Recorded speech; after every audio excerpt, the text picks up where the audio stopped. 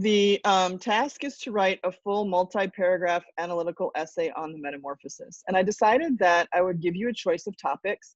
I pulled 4 of those open response questions from past AP exams that I think could apply pretty easily to the metamorphosis. So they're actual AP questions. I didn't come up with these questions. I just selected them so that they would fit.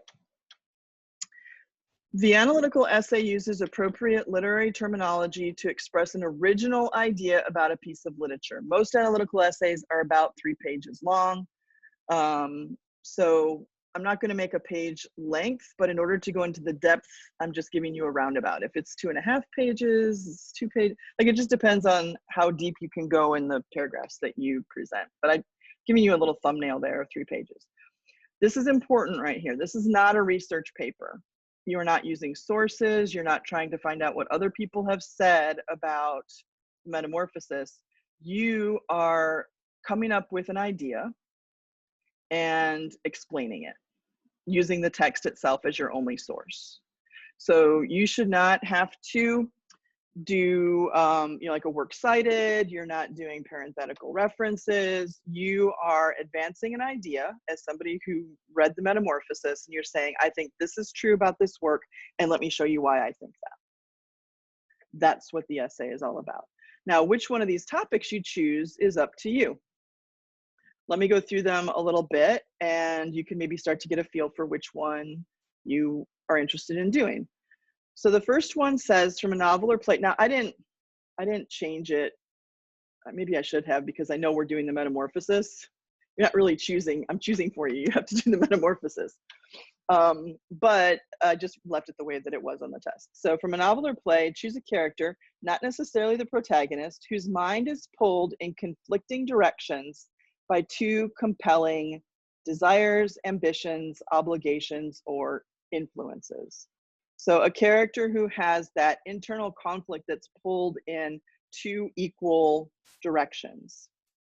And that's part of the rising action of the piece.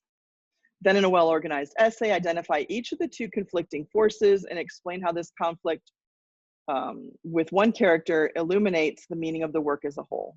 They use this phrase a lot, illuminates the meaning of the work as a whole, and that just means theme. So if Greta is torn between continuing to help her brother or seeing him as an it, right? Like, I know I'm giving you ideas about the paper, and that's okay, you have to execute it.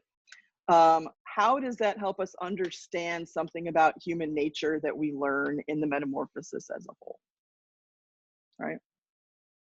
Number 2, morally ambiguous characters, characters whose behavior discourages readers from identifying them as purely evil or purely good, are at the heart of many works of literature. Choose a novel or play in which a morally ambiguous character plays a pivotal role. Okay, so they've already identified here what a morally ambiguous character is. So they introduce the concept here, and then they define it for you. So a morally ambiguous character is a character that you can't immediately, they're in a gray area. They're not a good person, and they're not a bad person. They're somewhere in between. I feel like almost every character in the metamorphosis fits that. So that's why I chose that question. Choose one, and then explain how that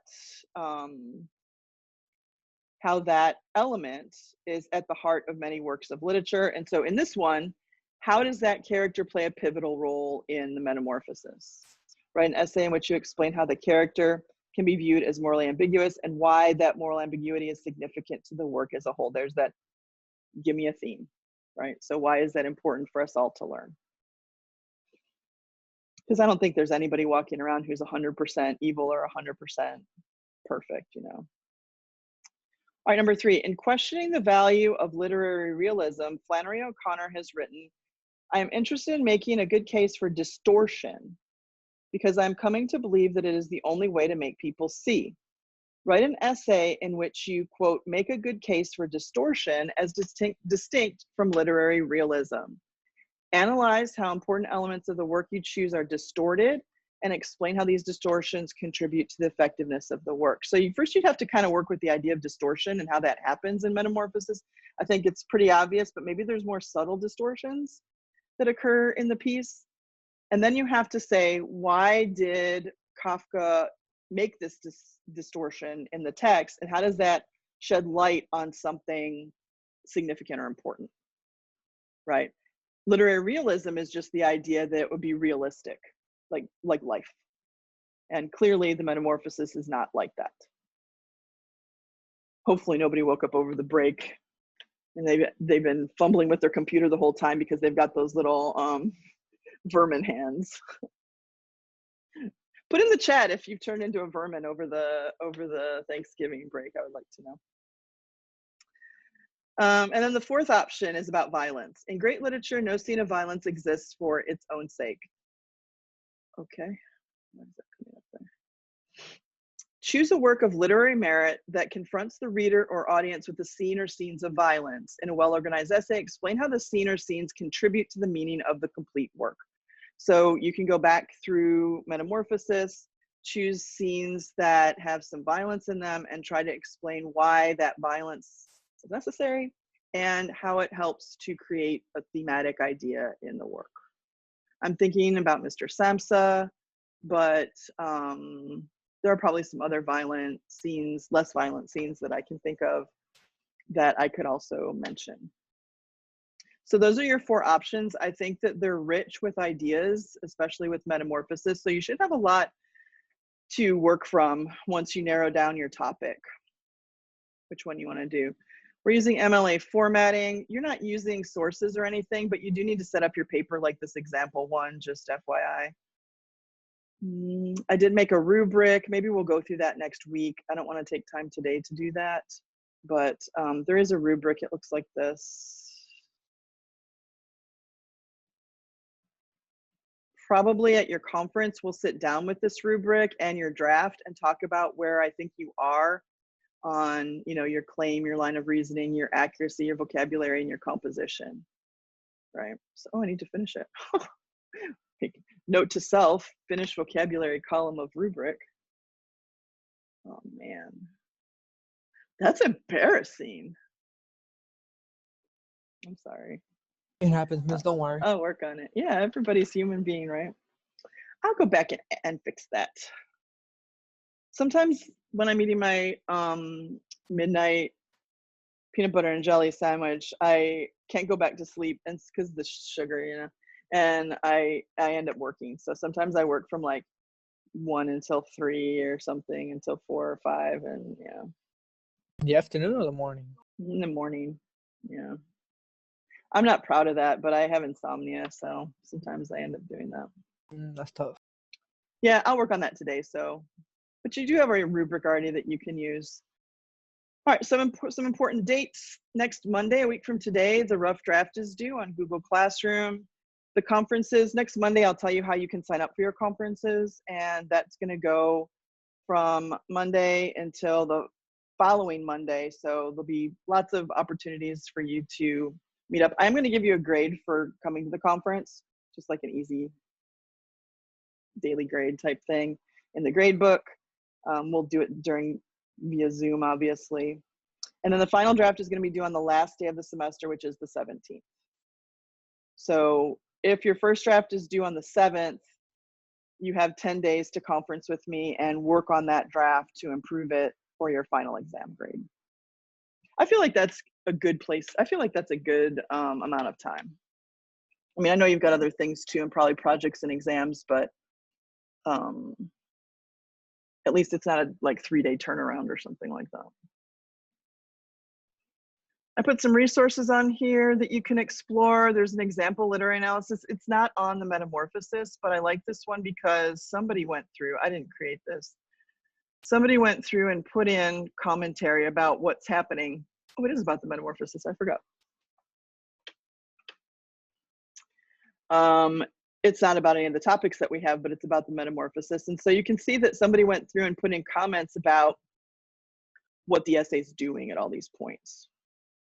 So you can use that as a point of reference. Another thing that you can reference, I'll put the link from today's class here. I have a slideshow that I was going to go through, but I'm running out of time.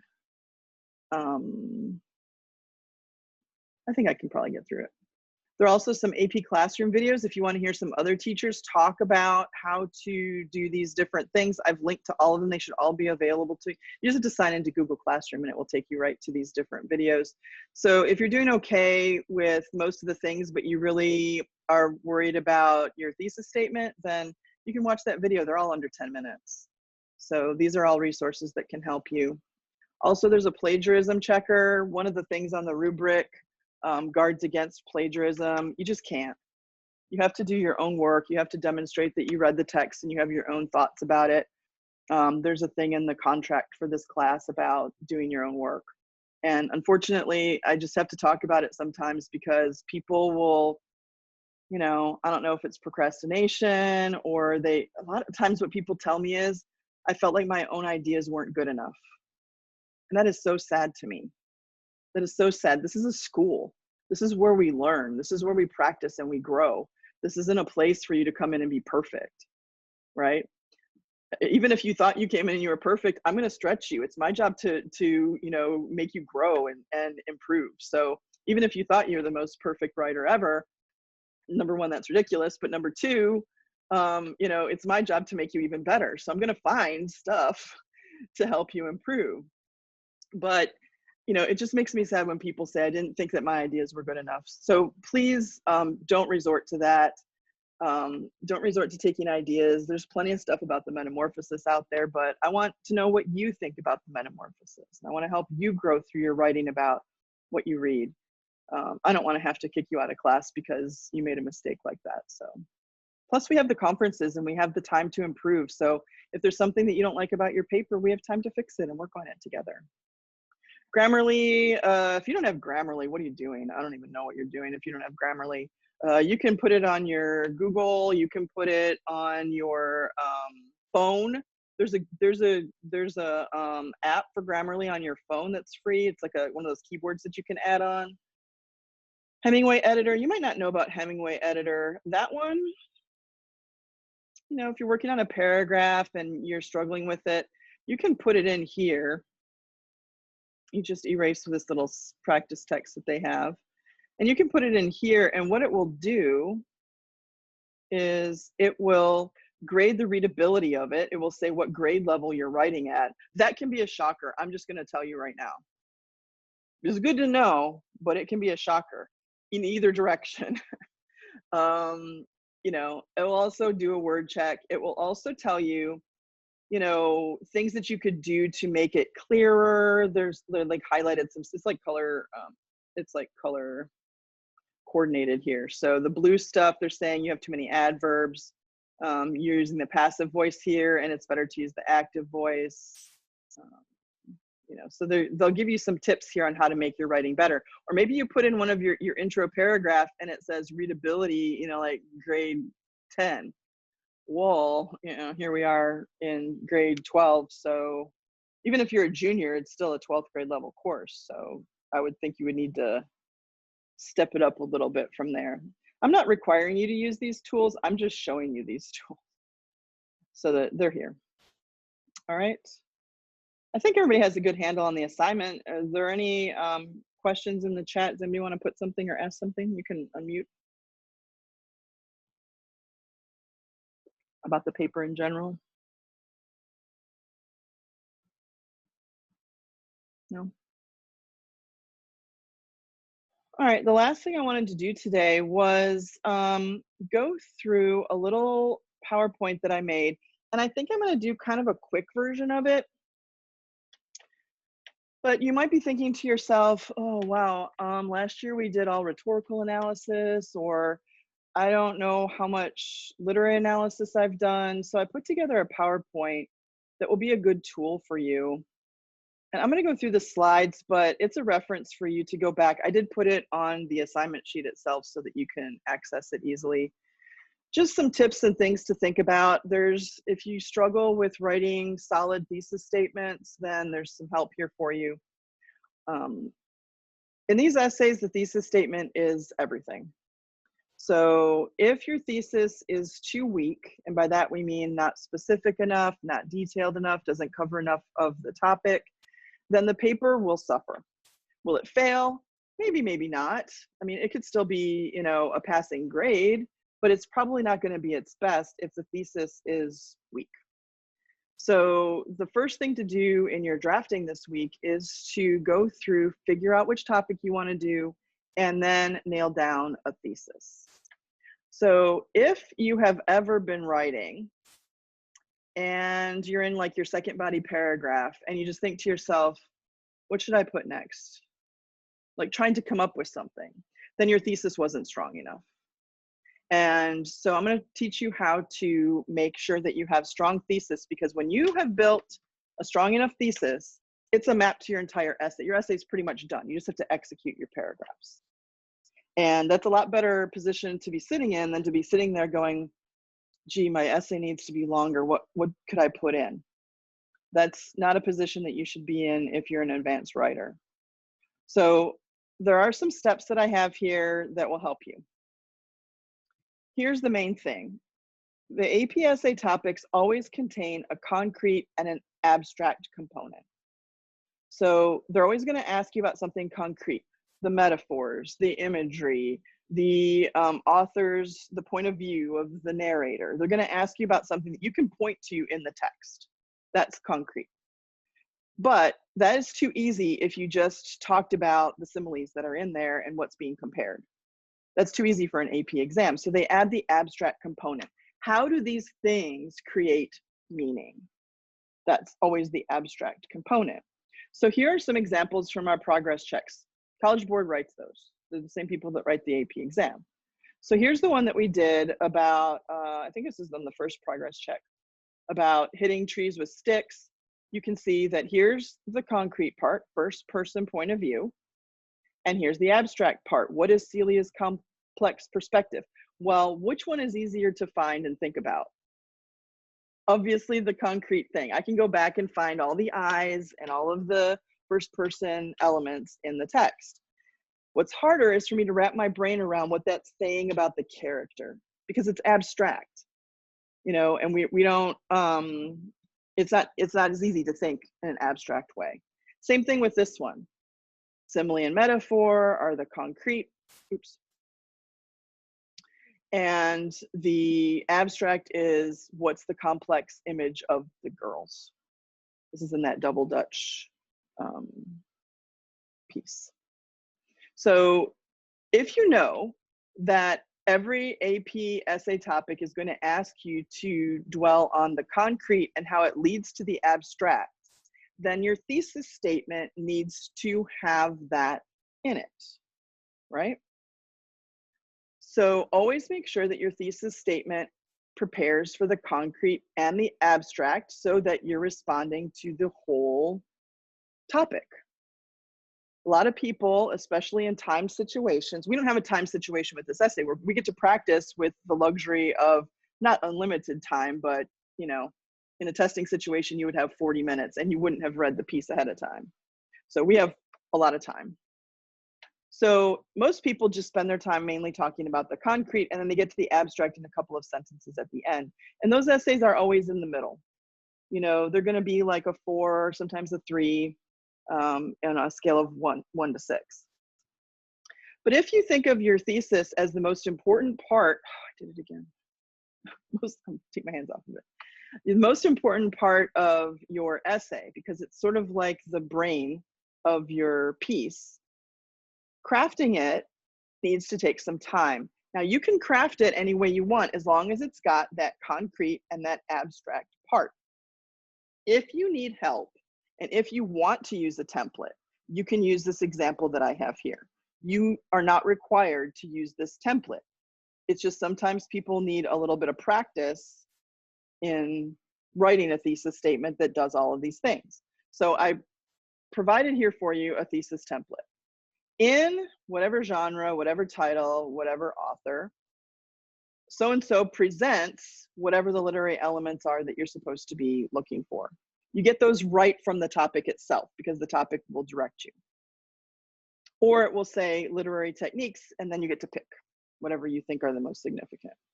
And you put those in here. You don't write literary techniques, you write, you know, hyperbole and, you know, graphic imagery. In order to, and then you put in whatever understandings are happening based on those literary elements. What do those literary elements lead to? And then here's where you get to the abstract. So it's kind of like concrete, sort of concrete abstract, and then abstract, leading to an abstract statement, which will be a specific insight based on the literary elements.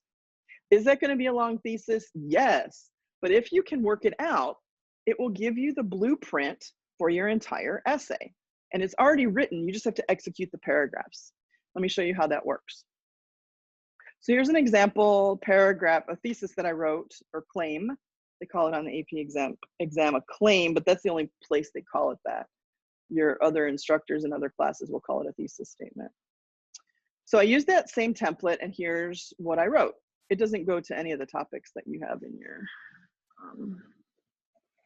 on your essay.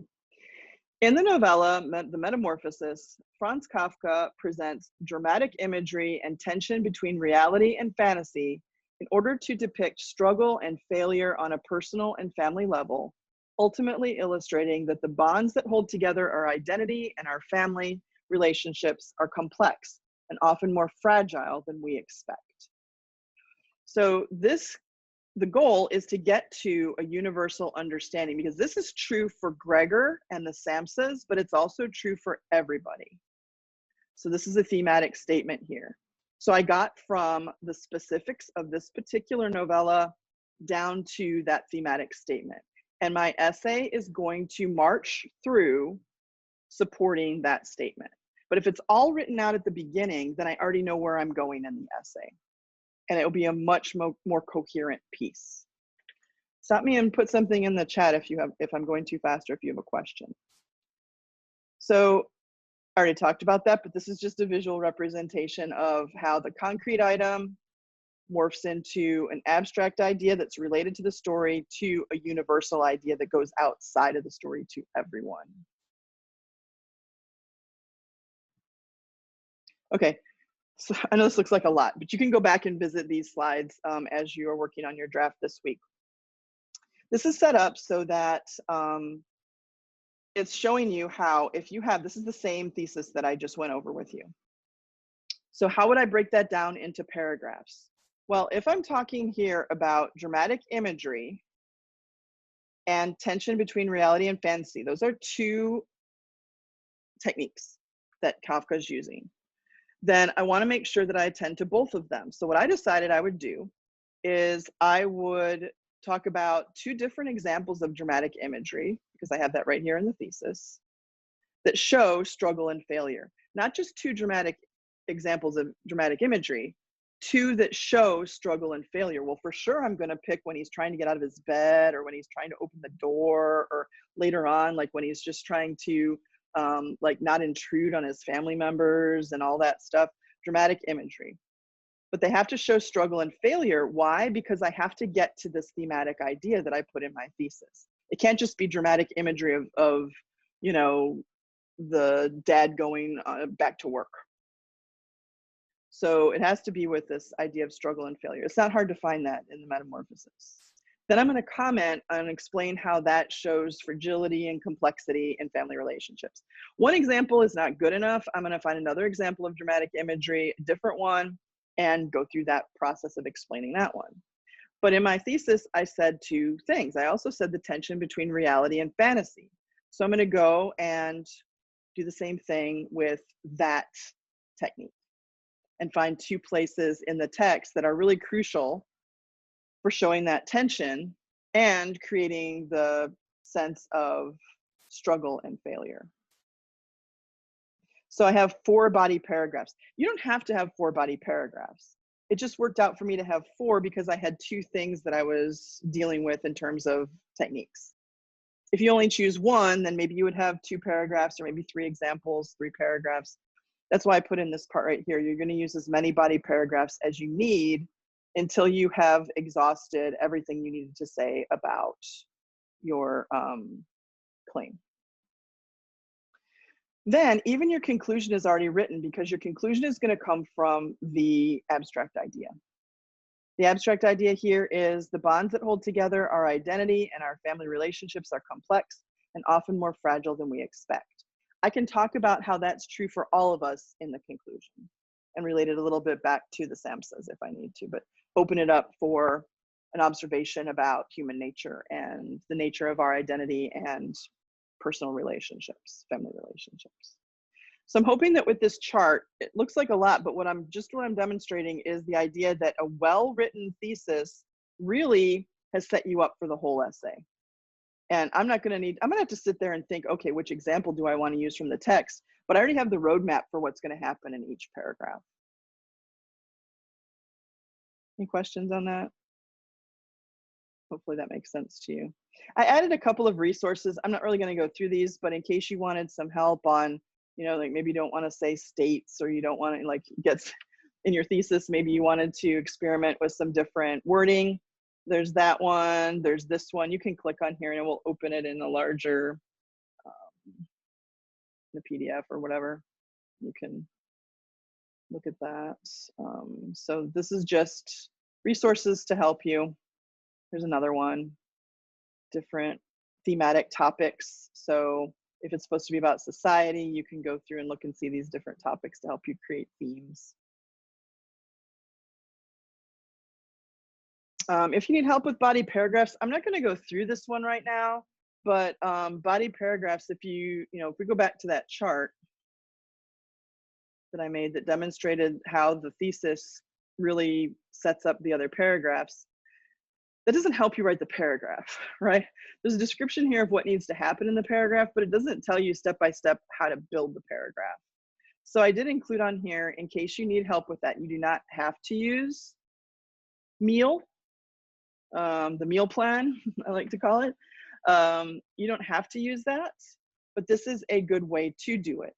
If you look at your paragraphs and you're like, I know paragraphs are supposed to be organized a certain way, you might want to start with meal plan and work on that. It's where you have a main idea, topic sentence, evidence, analysis, and then you link it back to the thesis. So paragraphs do have structure, just like it's like a mini essay in itself. It's proving one element of your claim. So there is a more detailed document. I made it super cute with waffles and kiwis and tomatoes and cherries. I borrowed this from another source, but I made it cute. Theirs was boring looking. So this walks you through, this would make one paragraph. So I would do 4 paragraphs that follow this pattern if I was going to use the meal plan on my example essay. All right. I think it's pretty self-explanatory, but like I said, if you want to talk to me about any of these things, then we can set up a time, or you can send me your draft and, we can go over it. But this is a way to help you organize your paragraphs. All right, and then the conclusion, which I already talked about, that's where you deal with your abstract elements. So what do you think? Do you think that this PowerPoint will help you as you develop your first draft? Definitely. I hope so. I feel like it's not fair to just say write an analytical essay without giving you some support, but I also feel like you don't need me over your shoulder every minute, conducting all of your writing. Your thoughts need to come out the way that they make sense to you. So I'm hoping that this is a good resource for you as you're drafting over the next week or so.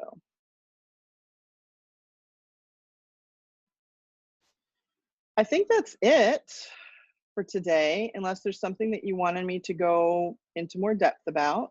I know it was a lot, but I think that if you think of especially the analytical essay PowerPoint as more of a resource that you can go back to, it'll make more sense when you're working on your own essay. All right. So for Thursday, do those corrections. If you want to improve that score, you can go into the gradebook right now and see what it did to your overall average to decide whether you want to work on those corrections. And then the essay will be due next Monday. Next Monday, I'll talk about drafts and how we'll do our conferences. All right, any comments or questions? Everybody's good? Okay, well, I guess that's it for today then. I hope you have a good week. Good luck on your essay. If you get stuck, don't wait until next Monday. Just drop me an email and I'll help you out. Okay? All right, enjoy the weather. It's probably super nice out. Okay? Bye. Bye, Miss. Have a good day. You too.